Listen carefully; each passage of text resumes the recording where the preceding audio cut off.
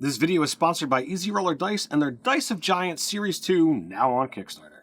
Alright, so today we are going to do another video about One D&D, and that is kind of a new race that was introduced with the playtest rules, the Ardling. So we're going to go over it, and then we're going to kind of give our feedback and what how we feel about it and what we think of it.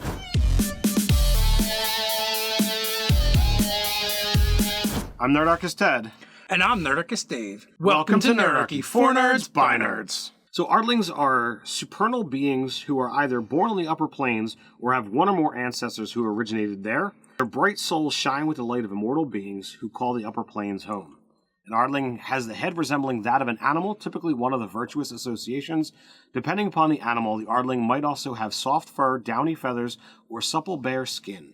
The Ardling's celestial legacy determines the animal it resembles. An Ardling gains a measure of magical power from the celestial legacy, as well as the ability to manifest spectral wings. An Ardling's moral and ethical outlook is self-determined, however not affixed by ancestry. The three celestial legacies are as follow. You got the exalted, fierce passions of Arborea, the heroic heart of Asgard, and the wondrous nature of the Beastlands, call Ardlings, who have the exalted celestial legacy, their celestial ancestors, and their heroic champions of the chaotic good planes. You have Heavenly, the blissful heavenly of Arcadia, and the unwavering justice of Mount Celestia. And the bucolic paradise of Bitopia touch the souls of Ardlings who have the heavenly celestial legacy. Their celestial ancestors are staunch defenders of the lawful good planes. And lastly, Idyllic. The idyllic celestial legacy connects Ardlings not only to the Beastlands and Bitopia, but also the eternal compassion of Elysium. Their celestial ancestors are the paragon of kindness who hail from the neutral good planes. So Ardlings are, a celestial race that we get to be able to play. The creature type is humanoid. Their size is either medium or small, either 4 to 7 foot or 3 to 4 foot tall, depending upon what you want to select when you choose the race. They have a speed of 30 feet and a lifespan of 200 years on average. As an Ardling, you gain special mechanical traits. You have angelic flight. As a bonus action, you can sprout spectral wings for a moment and fly up to a number of feet equal to your speed. If you end this and you're still aloft, you're going to fall, and you can use the bonus action number of times equal to your proficiency bonus. You're going to get a celestial legacy, which basically grants you magical powers based off of what legacy you chose. So Exalted is going to get access to Thaumaturgy at first, Divine Favor at third, and Lesser Restoration at fifth. Heavenly is going to get Light at first, Cure Wounds at third, and Zone of Truth at fifth. And then Idyllic is going to give you Guidance at first, Healing Word at third, and Animal Messenger at fifth. And then you're going to have resistance to radiant damage. Alright, so essentially what we have gotten is Aasimars with an animal head on it. They didn't really do anything new. It literally breaks down into 3 categories, like the Aasimar. Spectral wings, like an Aasimar. Magic abilities, like an Aasimar. A resistance, like the Aasimar.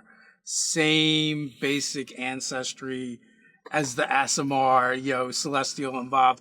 Whereas Aasimars tended to be more like, you were either, divinely blessed and that's why you're now, have celestial powers, or, somewhere in your lineage, there was, a divine being, and you've manifested these celestial powers. So to me, I feel like the Ardling is just a missed opportunity to create something new and unique. Instead, they just did a reskin that felt kind of lazy because we already had the Aasimar. Well, I feel like that this is playtest, and to me, I think it is far more conceptual. Is this something that people are interested in? How are they going to talk about it? What aspects are there? I feel that a lot of players are very interested in visual differences of characters. Perhaps you've been playing for so long and you're tired of playing the same human, elf, and dwarf, and to have something that visually looks different, especially to kind of hearken towards all of these different customization options when it comes to miniatures and art that's out there. People are like, oh, I want my character to be able to stand out. And I think this is a way to be like, well, you want to make something different. Well, here's a way to do it and fit within that block of a good heroic style character. So as far as having more options, right? Like we recently did a live chat where D&D race was the topic. So I was like, well, how many D&D races are there? Well, I came up with like 69, and then when you start getting to subclasses, you push your sub races. When you get into sub races, you're pushing like 80. So I don't feel like we're starved for choices. Sure. And many of them are animal-like. You know, we've got cats, we've got birds, we've got lizards, we've got frogs, we've got turtles, we've got fish. Like, so I don't feel like there was a missing niche. Now, maybe there are some creatures that weren't represented. Now, my issue with this is they could have made it interesting, but they didn't. Like, by just being like, this is an Aasimar with an animal head, to me just seems like a cop-out and lame. Like, I think there is a celestial or angel type called Guardians, and they are like that. They have dog heads or animal heads. And I was like, you know, had they like figured out a way to, you know, link to those more directly, give them unique features and suites of abilities, I would much have preferred that than being like, well, this is the new Aasimar. What if you like the old Aasimar? So I feel like there's room for both, and it is, like I said, I feel that we're talking about playtest rules. So I really feel that this is a scenario where they're testing waters to see. But I agree, there is room for both, but they didn't do that. They made the same and just tweaked one to look a little bit different. Sure. That is the crux of my disappointment with the Ardling, is there's room for both, but they didn't give us both. They just gave us one. All right, so this is what we need to do. We can. I'll put the challenge here, and you decide if you want to do it. Pull out the old books, find the Cardinals or however it is, and let's create and do a blog post for what we feel Ardling should be associated to those guys. What would the descendants of those specific things be like? Yeah, I think that could be a lot of fun to really play with and see, like, okay, well, what were they? Still having, I would still want to give the visual aspect of, like, go ahead, make it look like whatever you want, but you're a being of celestial origin, so this is what options could be out there. Well, I mean, that's definitely a place for us to explore.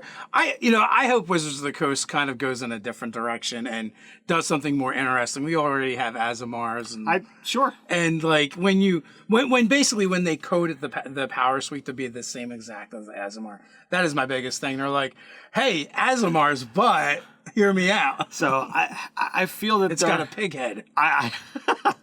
I feel that there are times that, that Wizards does acknowledge that, oh, here's a formula, let's replicate it, rather than, thinking outside the box and trying to find a new way, a better way, a different way, that still works mechanically, is still balanced mechanically, but is indeed something different. It's sometimes hard to break out of that mold. Yeah, I just wonder what made them look and go, we got this already, but what if we just put a pig head on it? Well, people like that so much more.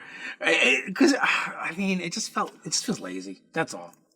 I totally understand that perspective.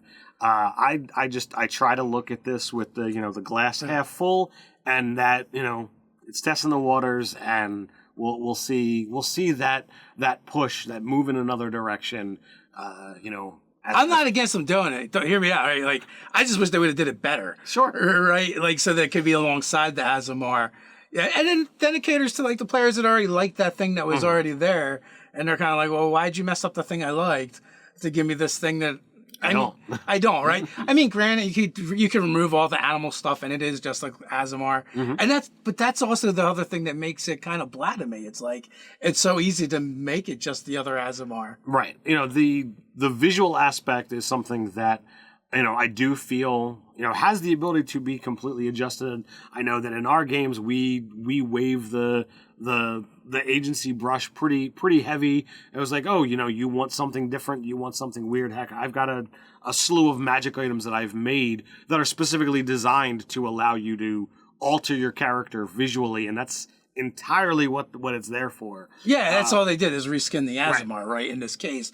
And then, like, the other argument that I've heard is, well, a lot of people like to play anamorphic creatures, and I get that, and that's true, then why not just make that? right? Because by making it an Azamar, it really isn't that thing either, right? So it's like in this in-between world.